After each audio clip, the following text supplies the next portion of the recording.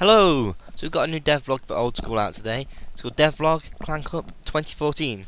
So let's have a look at what's going on.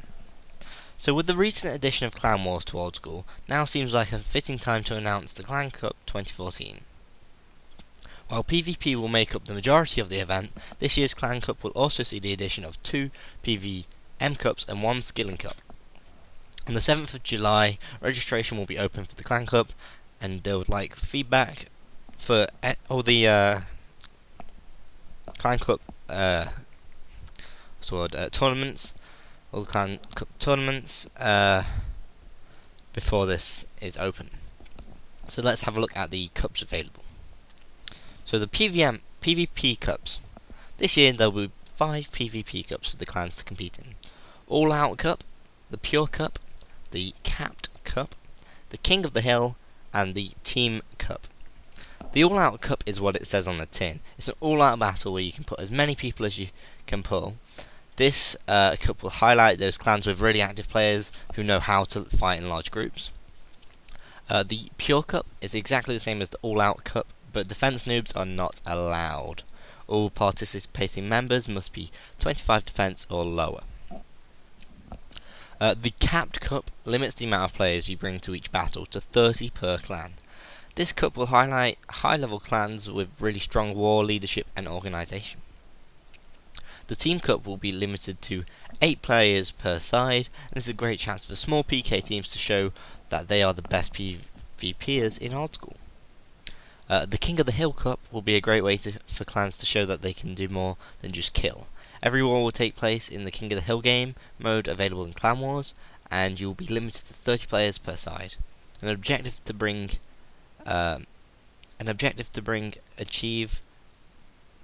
brings a new challenge to the table for any completing clans. Only clans that truly know how to work as a unit will be able to stand a chance in this cup. So basically you will need a lot more teamwork to make sure you can capture that hill. So the PvM Cups. There will be 2 PvM Cups, the Endurance Cup and the Head-to-Head Cup. Any events taking place within the PvM Cup will be held at the PvM Arena. The PvM Arena will be a safe area in which different boss monsters will be spawned depending on the event taking place.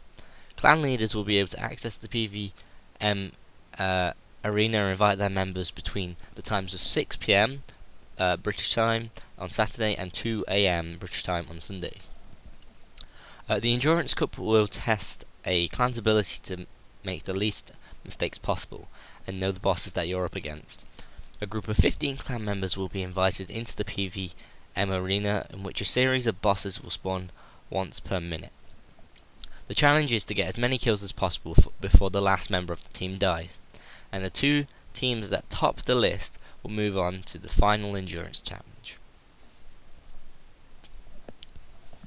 The Head-to-Head Battle Cup is a battle between 2 clans to steal kills away from the opposition. Both clans will be set up in the PvM Arena, where bosses will be randomly spawned. The clan that deals the most damage to any boss that spawns will get a point. The clan that has the most points by the end of 1 hour time limit will be the victor. To prevent any underhand tactics being used, there will be a display board outside that will display the results of the events that have taken place. So, skilling. The Skilling Cup will allow skilling clans to test their total levels against each other. Each week a different skill will be chosen, and the Skilling Arena will be opened up to 5 members of each clan for 1 hour. The Skilling Arena will be filled with the brim with resources to train the skill for a week, and the clan that gains the most points by training the skill in the arena will take home the gold. The Skilling Arena will only be available for a time challenge during the Skilling Cup, and no experience will be gained there. At the end of the 5 weeks that Clan Cup will run for, the Skilling clan with the most points will be declared the winner of the Skilling Cup. As with the PvM Arena, there is a notice board outside the skilling area to show the results of any event that have taken place. So let's have a look at the rules. So first of all, we'll have a look at the global rules. So these rules apply throughout every cup that they're doing. Event and time and world. All events take place between 6 PM British time on Saturday and 2 AM British time Sunday. All conversations regarding the times and worlds for the event must take place in the appropriate clan planning thread. Only leaders must post the clan planning threads. Where necessary, both leaders must post agreement to a time and world on the appropriate clan planning thread by the just before midnight Friday prior to the event. So you've got to make sure you've got it set up ready the Friday before the event, British time. If one leader suggests a time and date and no response is made from the second leader, the time for the event will be at the time on the world the first leader originally suggested. If two leaders cannot agree on a date or time, the event will be 8 PM British time on Saturday of the event weekend, and the world will be 333. So basically, if you can't decide, that's what you should do. Event clan member rules. Only those members listed as members of your clan when you register will be used during a clan event, so you can't really add someone after. Event results. The winner of the event should post the results of the clan club results thread within an hour of the event being completed. Defeated clan leaders have 24 hours from the time of that post to raise any disputes. Should your opponent not show up within 15 minutes of starting the time, you'll win by default. Should your opponent not show up within 15 minutes, post the appropriate clan club result thread within 1 hour of the start of the event, and you have won by default. In the event of no posts about the event result by the just before midnight on the Sunday following the event, both clans will be disqualified. Multi-clanning. Players may only represent one clan in any cup that they enter. However, they may represent different clans in different cups. So for example, if you're in a skilling clan and a PvP clan, you can represent the skilling clan in the skills and the PvP clan in PvP. Disputes. If you believe that your opponent has broken any of the rules above, post in the appropriate clan cup dispute thread. Any dispute that must be accompanied with evidence, so they will accept evidence in any form, although video and screenshots are preferable. Buys. So it may be necessary to grant buys to clans due to the amount of entrants. If this should be necessary, then they will do by selecting the clans at random to receive these buys. PvP rules. All battles must take place in the Clan Wars arena.